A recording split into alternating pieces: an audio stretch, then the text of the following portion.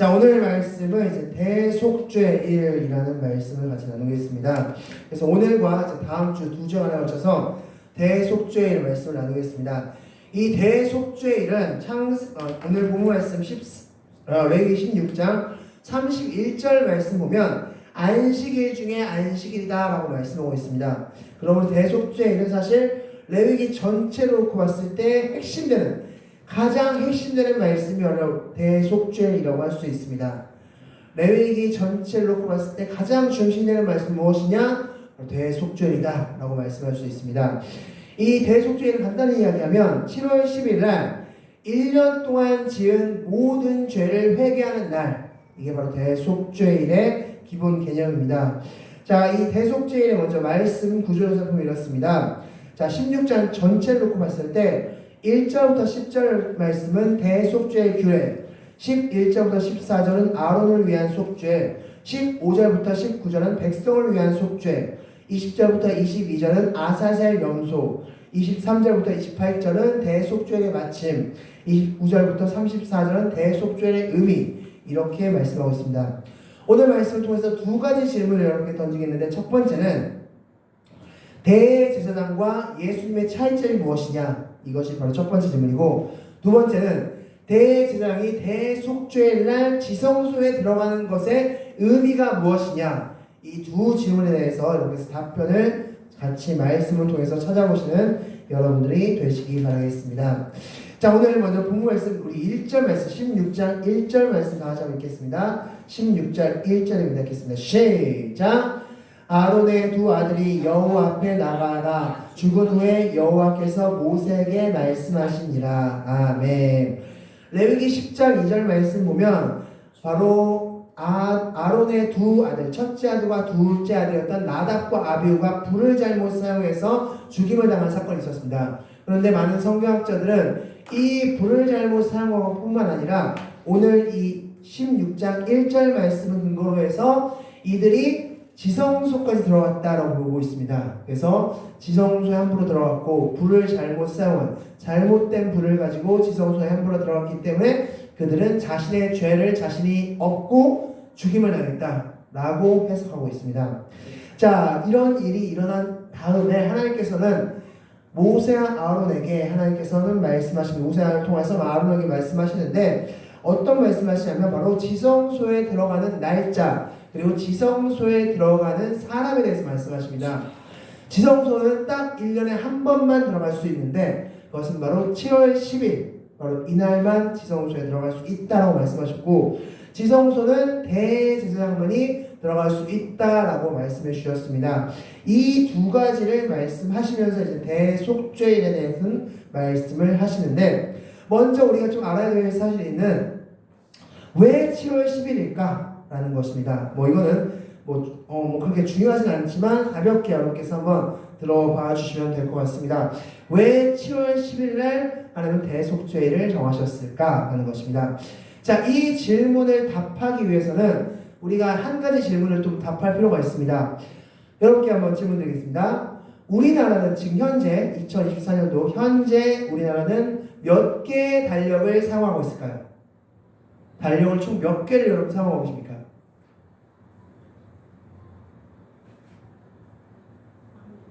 자, 거의 대부분 다 한 개라고 얘기할 텐데 사실은 두 개죠. 양력과 음력입니다. 자, 양력은 바로 예수님을 탄생을 기준으로, 지금 2024년도니까 예수님 탄생한 지 2024년이 흘렀다라는 것을 기준으로 하고 있고, 그래서 이제 7월 28일 그래서 2024년 7월 28일이라는 날짜가 흘렀다가 바로 양력의 기준이라면, 음력은 이름하여 농사력이라고 할 수 있죠. 그래서 음력에는 무엇이 포함되어 있습니까? 우리나라 살력에는 우리 24절기가 포함되어 있죠. 그래서 24절기는 바로 농사력을 기준으로 우리나라가 농사를 하는 민족이었기 때문에 그 농사력을 기준으로 달의 주기를 바탕으로 해서 24절기를 만들었습니다. 그래서 24절기와 포함해서 지금 음력이라는 달력을 사용하고 있습니다. 즉 우리는 총 두 가지의 달력을 사용합니다. 그 근거가 무엇입니까? 우리는 새해가 몇 번 있습니까? 두 번 있죠. 1월 1일 양력 1월 1일을 우리는 신정이라고 부르고요. 음력 1월 1일은 우리는 구정이라고 부릅니다. 그래서 우리는 총 2개의 달력을 사용하고 있는 민족입니다. 그렇다면 유대인들은 몇 개의 달력을 사용할까요? 유대인들의 달력 사용 몇 개일까요? 우리는 2개인데 유대인들 몇 개 달력을 지금 현재도 마찬가지입니다. 이거는 현재 2024년 지금도 유대인들은 달력을 이렇게 사용합니다. 몇 개 달력을 사용할까요?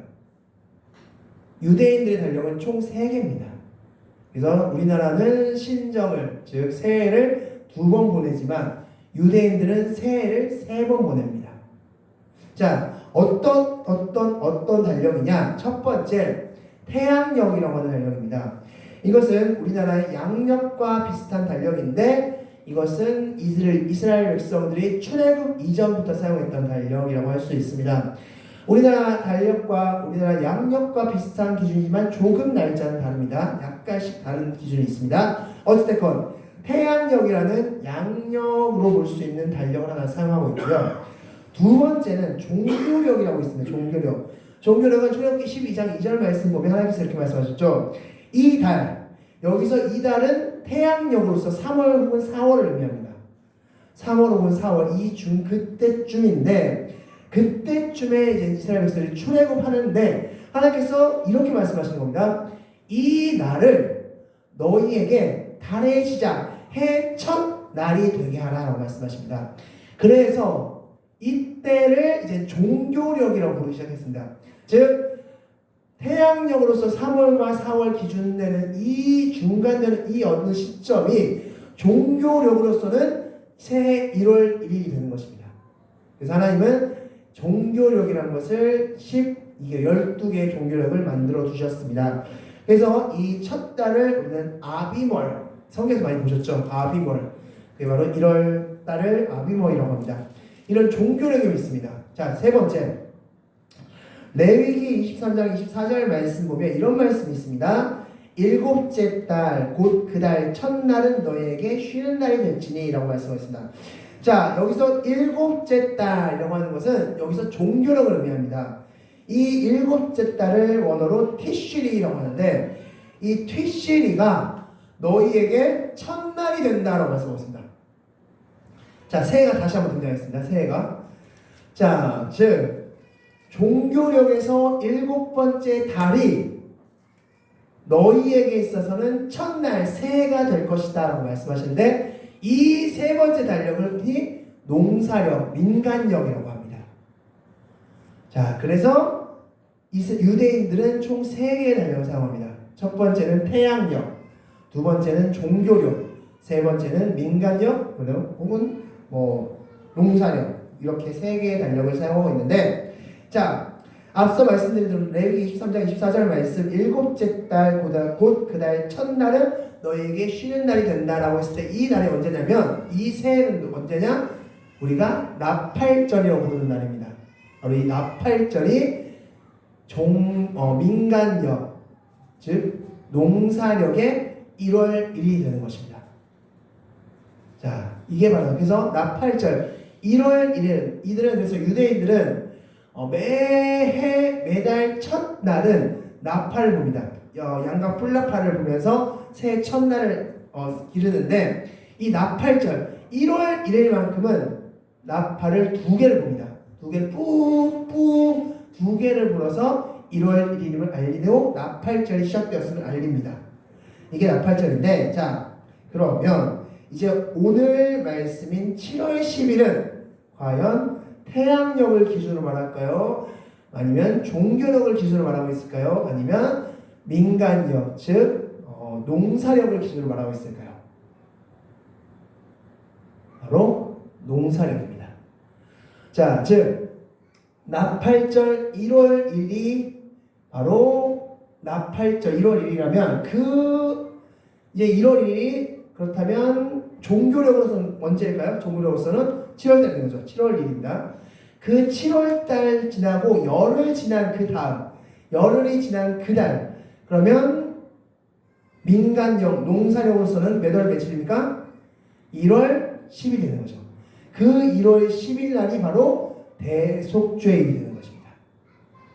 그래서 이 7월 10일이라고 언급한 이것은 무엇을 기준으로 언급한 겁니까? 지금 그렇다면 종교력으로 기준으로 언급한 겁니다. 7월 10일이다. 7월 10일이 대속죄일이야 라는 기준은 종교력으로서 7월 10일을 대속죄일로 한 것이고, 정확히는 민간력, 농사력으로 언급할 때는 1월 10일이 되는 것입니다.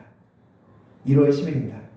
왜 그렇다면 왜 종교력 7월달, 그리고 이 7월달은 그렇다면 태양력으로서는 몇 월달일까요? 총 태양력으로서는 좀 계산이 복잡하죠? 태양력으로서는 9월 10월입니다.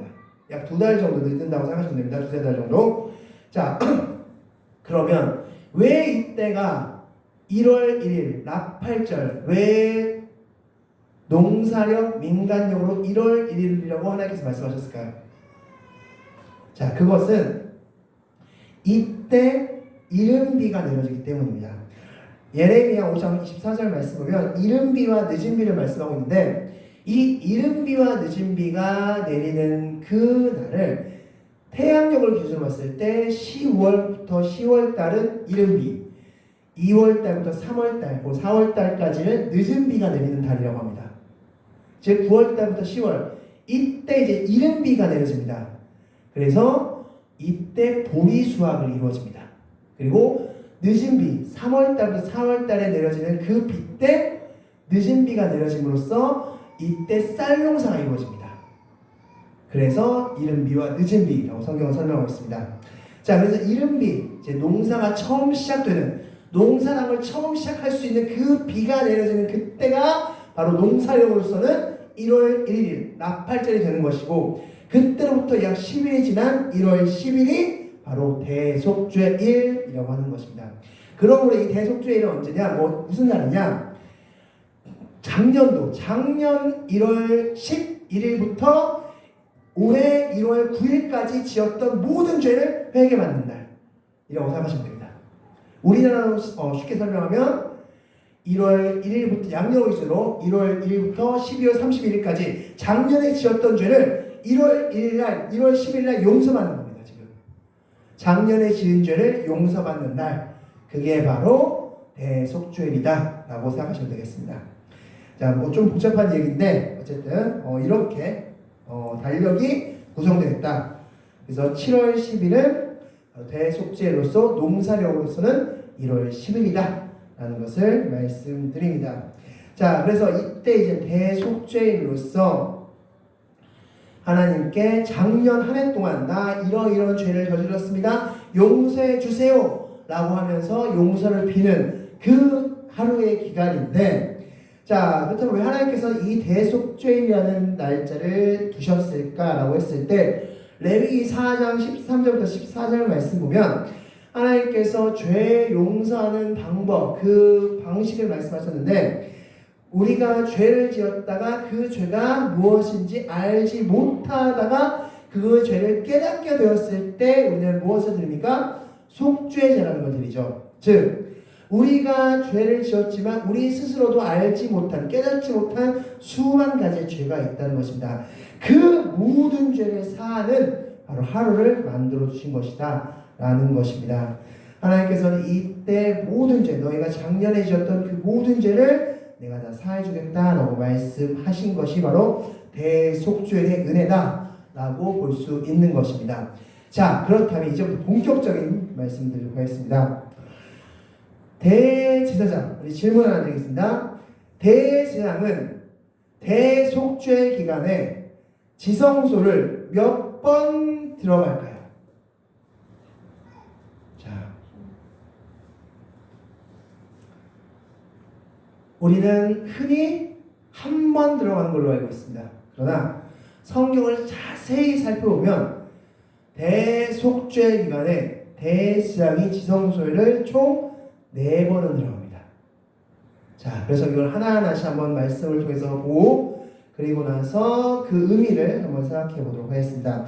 자, 첫 번째는 12절 말씀부터 가지고 오겠습니다. 12절 말씀 다 같이 읽겠습니다. 시작. 향로를 가져다가 여호와 제단 위에서 피운 불을 그것에 채우고 또 곱게 간 향기로운 향을 두 손에 채워 가지고 휘장 안에 들어가서 아멘. 향로를 가져다가 첫 번째로 휘장 안에 들어간다라고 말씀하고 있습니다. 첫 번째 지금 휘장 안에 들어가는 첫 번째 일입니다.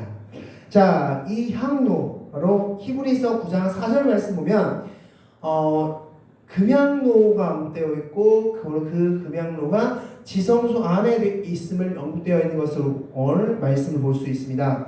그래서 바로 그 금향로, 그래서 히브리서 9장 같은 경우에는 바로 대속죄를 말씀하고 있는 장이다라고 우리는 보고 있는데, 자, 이 금향로를 이제 지성소 안으로 들어가게 되는데, 가지고 들어가게 되는데, 자, 그렇다면 왜 금향로를 왜 거기 향을 피워서 지성소 안에 대제사장이 들어가야 되는 것인가? 이것은 13절 말씀에 있습니다. 우리 13절 말씀 다 같이 읽겠습니다. 시작.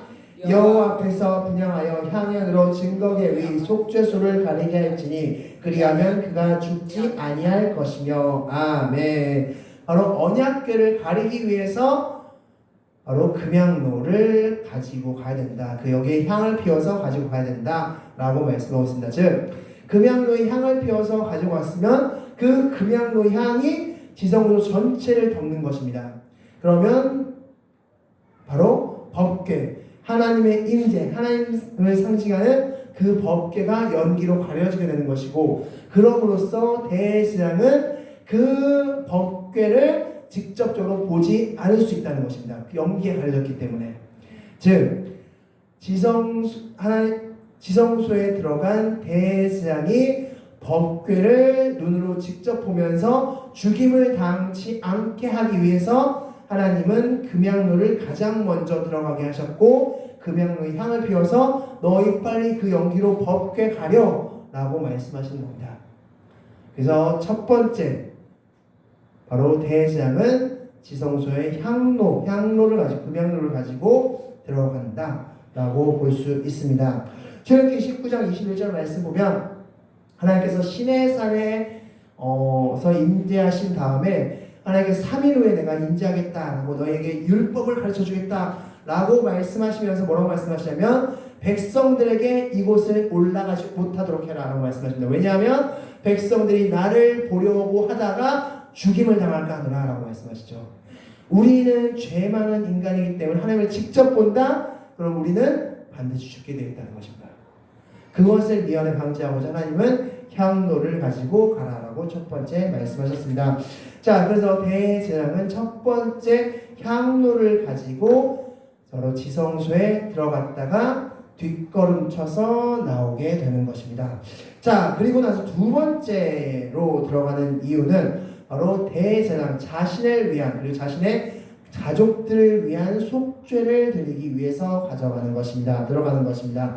자, 14절 말씀을 다 같이 읽겠습니다. 14절 있습니다. 시작. 그는 또 수송아지의 피를 가져다가 손가락으로 속죄소 동쪽에 뿌리고 또 손가락으로 그 피를 속죄소 앞에 7번 뿌릴 것이며 아멘. 자, 수송아지를 잡습니다. 그리고 그 수송아지의 피를 가지고 두 번째로 지성소에 들어가는 것입니다. 그래서 그 지성소에 들어가서 무엇을 하느냐? 바로 피를 속죄소 동쪽에 한번 뿌리고, 동쪽은 앞쪽을 이야기합니다. 앞쪽에 한번 뿌리고 속죄소 앞쪽에, 속죄소 위쪽에 7번 뿌리게 되는 것입니다. 그럼으로써 그 소의 피, 송아지의 피로 말미암아 나의 죄를 사해 주십시오 라고 기도하는 것입니다. 레위기 4장 3절 말씀 보면 기름 부음 받은 제사장이 죄를 속감받는 방법으로서 흠없는 수송아지를 말씀하고 있습니다. 바로 그것을 근거로 해서 제사장은 바로 그 피를 가지고 지성소에 들어가서 피를 뿌림으로써 자신의 죄의 속함을 기도하고 있는 것입니다. 만약 그렇게 피를 뿌렸고 그런데도 불구하고 대장이 전에 지었던 작년에 지었던 그 죄가 너무나 어마어마해서 도저히 용서할 수 없다라고 하나님께서 판단하신다면 어떻게 될까요? 바로 그곳에서 죽임을 당하는 것이죠. 바로 자신의 죄로 인해서 죽임을. 그러므로 하나님의 거기서 용서해 주실 때까지 대제사장은 계속 기다리는 것입니다.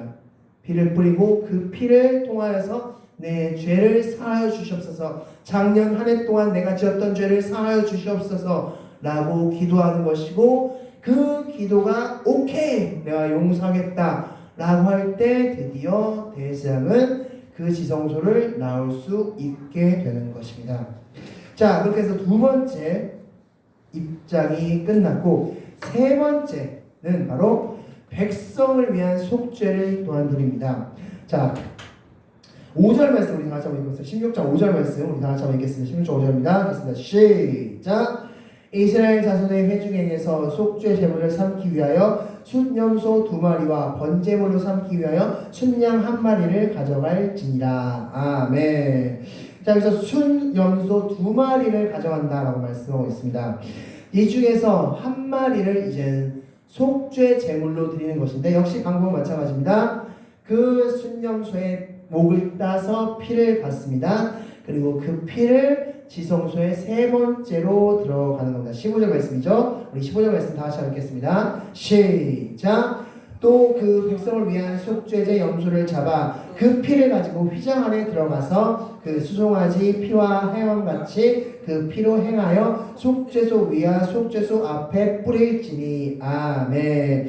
역시 마찬가지로 수송아지, 즉 제사장의 죄를 사하는 방식과 마찬가지로 앞에 한번 뿌리고 위에 한번 7번 뿌림으로써 죄를 속함받는, 사함받는 그런 의식을 치르는 것입니다.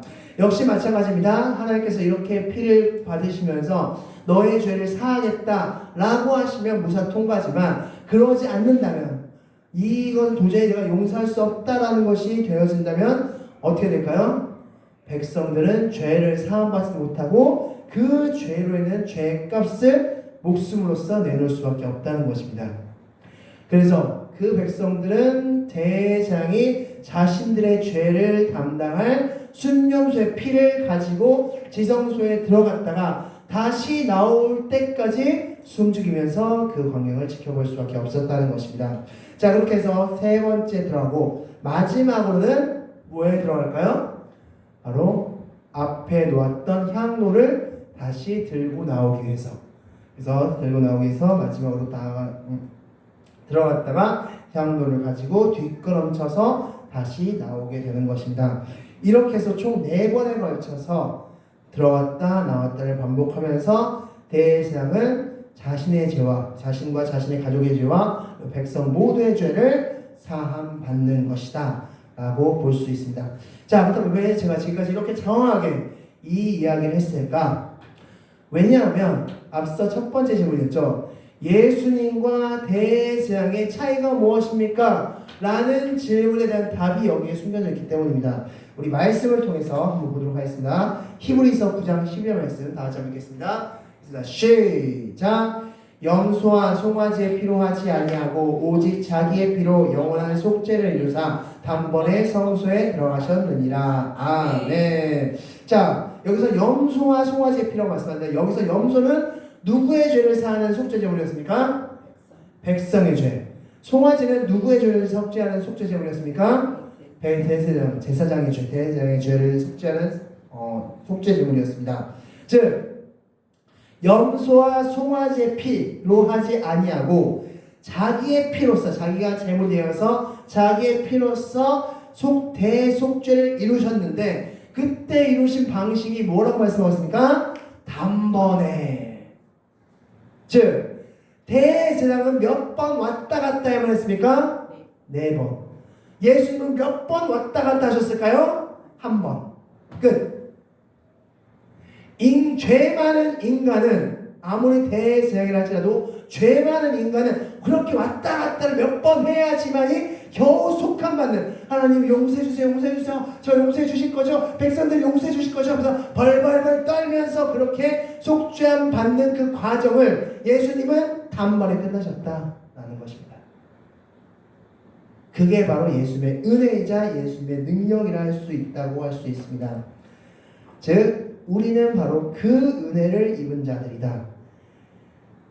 옛날 구약시대 때 염소와 송아지의 피로써 겨우 속죄함 받으면서 벌벌벌 떠면서 하나님께 사주셔서 감사합니다 하나님, 이런 그 은혜와 능력과 그것을 우리는 예수 그리스도를 믿음으로 통해서 경험할 수 있게 되었다라는 것을 기억하시기 바라겠습니다. 자, 그럼 두 번째 질문 드리겠습니다.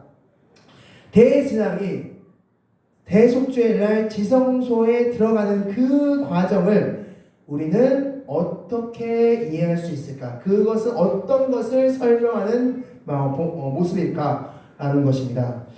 대제사장이 대속죄의 날 지성소에 들어가는 것, 그것은 어떤 의미를 가지고 있을까라는 것을 우리 말씀을 통해서 한번 보도록 하겠습니다. 우리 레위기입니다. 계시록 말씀 같이 보겠습니다. 계시록 21장 16절 말씀 다 같이 읽겠습니다. 시작. 그 성은 네모와 반듯하여 길이와 넓이가 같은지라 그 갈대자로 그 성을 측량하니 12,000 스타디온이요 길이와 넓이와 높이가 같더라. 아멘. 자, 이것은 바로 새 예루살렘을 말씀하고 있는데, 이 새 예루살렘 바로 그 천국의 모습을 설명할 때 길이와 넓이와 높이가 같다라고 말씀하고 있습니다. 자, 이건 도대체 무슨 말씀일까? 자, 이 부분을 우리 성경 말씀을 통해서 한번 하나하나씩 풀어보도록 하겠습니다. 길이와 넓이와 높이가 같은 이유는 무엇일까? 자, 우리 지난주에 우리 요한계시록 말씀을 통해서 같이 보았던 말씀인데 다시 한번 복습한 차원에서 같이 말씀 보겠습니다. 우리 출애굽기 36장 31절 말씀 같이 보겠습니다. 다 같이 읽겠습니다. 시작. 그가 또 조각목으로 띠를 만들었으니 곧 성막 이쪽 널판을 위하여 5개요. 32절 말씀입니다. 시작. 성막 저쪽 널판을 위하여 5개요. 성막 뒤 곧 서쪽 널판을 위하여 5개며. 아멘. 자, 이 36장 31절 32절 말씀은 바로 지성소를 의미하는 말씀입니다. 이 지성소를 하나님께서 만들라고 하실 때 그때 조각목 그 판자를 5개씩 이쪽 저쪽 뒤쪽 이렇게 붙이어서 만들라고 말씀하시는 겁니다. 자, 즉 앞서 봤던 새 예루살렘 천국의 길이와 넓이와 높이가 같은 그것이 지금 출애굽기 36장의 말씀을 통해서 모형화되고 있는 것입니다. 즉 다시 한번 말하면 지성소는 어디를 상징하는 것입니까? 천국을 상징하는 것입니다. 그러면 이 다음에 이건 성막에서의 말씀이고 이젠 하나님께서 만든 솔로몬 성전, 다윗 성전에서는 또한 어떻게 하나님께서 말씀하셨는지 보도록 하겠습니다. 열왕기상으로 가겠습니다.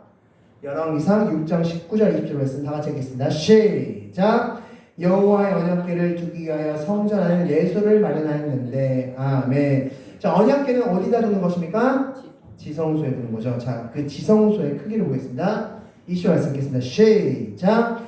그 내소 안의 길이가 20규빗이요 너비가 20규빗이요 높이가 20규빗이라 정금으로 입혔고 백향목 제단에도 입혔더라. 아멘.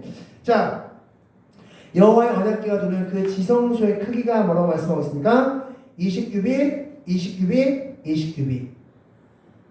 앞서 봤던 천국의 모습 그리고 앞서 봤던 성막의 모습과 동일하다는 것입니다. 크기가 좀 달라졌을 뿐, 즉 길이와 너비와 높이가 같다라고 말씀하고 있습니다.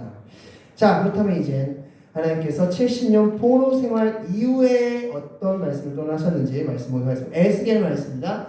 에스겔 41장 4절 말씀 다 같이 읽겠습니다. 시작. 그가 내 전을 측량하니 길이는 20척이요 너비는 20척이라 그가 내게 이르되 이는 지성소니라 하고. 아멘. 이 에스겔 41장은 하나님께서 포로기에 있는 이스라엘 백성들에게 너희가 다시 이스라엘 땅에 갈 텐데 그 땅에 가서 성전을 지어야 될 거야. 그 성전은 이렇게 지어라고 말씀하시는 장면입니다. 그때 지성소에는 어떻게 지으라? 길이 20척, 너비 20척.